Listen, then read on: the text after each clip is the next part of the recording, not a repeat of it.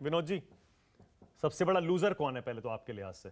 क्योंकि यशवंत कह रहे हैं कांग्रेस बोलूंगा तो बोलेंगे लोग, कहेंगे कि भाई हिमाचल तो जीते हैं तो लूजर कहां से हो गए। पर फैक्ट तो यही है, दिल्ली एमसीडी में उनका कुछ नहीं बचा, गुजरात में उनका कुछ बचा ही नहीं। मैंने बताया 44 कैंडिडेट्स की जमानत जब्त हो गई, 44 कांग्रेस के कैंडिडेट्स की, 44 उम्मीदवारों की गुजरात में जमानत जब्त हो जाए, इससे बड़ी बात क्या हो सकती है? और हिमाचल में देखिए, मतलब कड़े कॉन्टेस्ट में जीते हैं। नहीं, बड़ी बातें इसके पहले भी हो चुकी हैं। दिल्ली में 15 साल राज करने के बाद शून्य पर आ गई कांग्रेस, तो वो भी बड़ी बात थी। लगातार 2 बार, 2015 और 2020 में। तो ऐसा नहीं कि कोई पहली बार ये बड़ी बात हुई है इस तरह की कांग्रेस के लिए। उत्तर प्रदेश में कांग्रेस जहाँ से निकली, जहाँ से पैदा हुई, जहाँ से प्रधानमंत्री दिए, वहाँ आज कांग्रेस कहाँ है? बिहार में कहाँ है? तो कांग्रेस को तो आदत पड़ चुकी है इस तरह की हार चखने की। तो इसलिए मैं इसको उस लिहाज से नहीं देखता। मैं तो कहता हूँ लूजर छोड़ दीजिए। इस चुनाव ने सबको सबक दिया है। जो यशवंत जो बात कर रहे थे, मैं वही बात कह रहा हूँ। बीजेपी को सबक दिया है कि भैया आप taken for the granted Himachal में ले रहे थे, आपको मोदी मैजिक पर ही से अकेले भरोसा है, तो वो चलने वाला नहीं है सब जगह।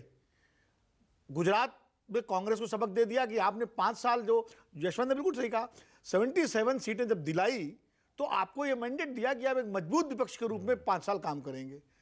एक छोटा सा भी आंदोलन या कोई ऐसा मुद्दा बता दीजिए सदन के अंदर से लेकर बाहर तक जो कांग्रेस ने गुजरात में उठाया हो।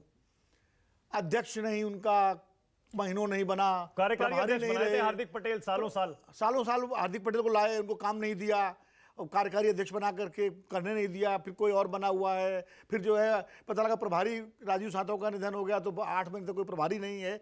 तो बिल्कुल जिसको कहते हैं फाइल बंद करके तालीम बंद कर दी गई। तो पहले ये नहीं, ये हार, ये गिवअप जो किया है, गिवअप अभी नहीं किया। कब किया? गिवअप तो 2017 के बाद से कर दिया था। 77 सीटें जीतने के बाद गिवअप कर दिया। मैं तो उदाहरण दे रहा हूं ना भाई। 2012 के बाद कांग्रेस ने गुजरात को गिवअप नहीं किया। मोहन प्रकाश प्रभारी थे 2012 में, उसके बाद लगातार कांग्रेस को उन्होंने एक्टिव रखा, वहां के लीडरशिप ने, शक्ति सिंह गोहिल, अर्जुन मोढवाडिया, सारे लोगों ने। और फिर अशोक गहलोत प्रभारी बनाए गए चुनाव से पहले, 2017 के चुनाव। उसके नतीजे सामने आए कि 77 सीटें जीती और जीतते जीतते हारी कांग्रेस। और 2000 उसके बाद जब आपने गिव अप कर दिया तो आप जो है सामने है। एक चीज़ मैं और कहना चाहूँगा इस चुनाव में कि ये भी तय हो गया कि जो ये कहा जाता था राहुल गांधी जहाँ जाते हैं वहाँ पार्टी हार जाती है, तो राहुल गांधी तो गुजरात गए ही नहीं। एक मीटिंग की उन्होंने, पार्टी हार गई। और जब राहुल गांधी खूब झूम के गए थे तो 77 सीटें जीती थी। तो मतलब राहुल गांधी अपने दम पर 60 सीटें और कांग्रेस को जिताने का मादा रखते हैं। इससे जो भी ये इंटरेस्टिंग है वैसे, आपने जो ये तरीका बताया इस तरह से, अगर इसे देखा जाए। नहीं, मतलब मैं गुजरात के संदर्भ में बात कर रहा हूँ। मैं गुजरात की। हाँ, और भाई एक नैरेटिव बन गया था कि राहुल गांधी जहाँ जाते हैं पार्टी हार जाती है, जबकि मध्य प्रदेश, छत्तीसगढ़ और राजस्थान जीती थी पार्टी उनकी अध्यक्षता में। तो क्यों नहीं गए? उसके बाद इसीलिए नहीं गए कि भाई ठीक है जिता लो ना मेरे बिना। कांग्रेस के अंदर लोग कहते थे ना ये बात कि राहुल गांधी के बिना पार्टी, जो राहुल गांधी जहाँ जाते हैं वहाँ हार जाते हैं। लोग कहते थे राहुल गांधी को प्रचार के लिए नहीं बुलाता, लोग मना करते हैं। तो ये भी साबित हो गया कि भाई 77 सीटें वो जिता के लाए थे अपनी अध्यक्षता में, उसी समय अध्यक्ष बनाया गया था उनको। और अब जो है 17 पर आप वॉकओवर मानते हैं ना इसको? मैं इसे वॉकओवर मानता हूं। वॉकओवर तो है, ये तो मैं कह रहा हूं। मैं खाली उसके कारणों पर जा रहा हूं कि जो आपने क्यों है ऐसा, क्यों किया? अपने ही पार्टी के नेताओं को सबक सिखाने के लिए, एक पूरा सिखाने के लिए कह दीजिए, जो भी कह दीजिए। गुजरात क्यों उन्होंने वॉकओवर दिया, ये तो मेरी समझ से भी परे है अभी, लेकिन वॉकओवर दिया।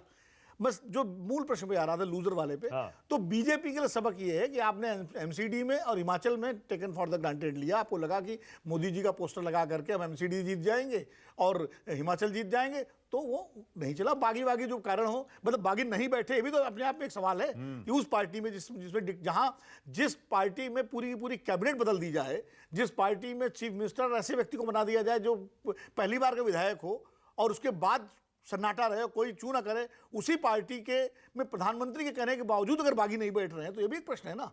तो आप टेकन फॉर द ग्रांटेड नहीं ले सकते, ना वर्कर को और ना वोटर को। जो यशवंत कह रहे हैं, मैं उसी बात को मैं और पुष्ट कर रहा हूं कि टेकन फॉर द ग्रांटेड आप नहीं ले सकते। ये सबक कांग्रेस के लिए भी है और बीजेपी के लिए भी है। कांग्रेस ने taken for the granted Gujarat के वोटर को लिया, अब बीजेपी ने हिमाचल और एमसीडी में ये फॉर्मूला की मोदी जी की फोटो, और वोटर तो हमें देगा ही, जाएगा कहाँ। और आम आदमी पार्टी के लिए क्या सबक है? आम आदमी पार्टी के लिए सबक है कि आप जा तो रहे हैं दिल्ली से बाहर, आप गोवा चले गए, उत्तराखंड चले गए, हिमाचल गए, वहाँ कुछ नहीं कर पाए, पंजाब में बहुत अच्छा कर लिया।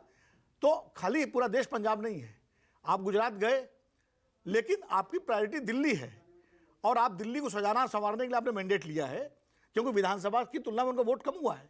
आम आदमी पार्टी का वोट अगर विधानसभा से तुलना करें, संजय जी यशवंत जी बैठे हुए हैं, लोग सोशोलॉजिस्ट हैं, तो कम हुआ है। तो दिल्ली की जनता ने संदेश दिया कि आप दिल्ली के लिए काम करिए, पहले आपको एमसीडी चाहिए थी, एमसीडी हमने दे दी, केंद्र तो हम नहीं देंगे आपको, लेकिन एमसीडी आपको दे दी, तो आप दिल्ली सरकार और एमसीडी मिलकर आप दिल्ली को सजाइए और संवारिए, हटाइए कूड़ा, साफ करिए सड़कें, बनवाइए सारी चीज़ें, सारे काम करिए, 8 लाख संविदा उनको सफाई कर्मचारियों को नियमित कीजिए, जो जो वादे आपने किए लागू। तो उनको ये दे दिया कि अभी बाहर जाने से पहले जहाँ हो वो ठीक करो।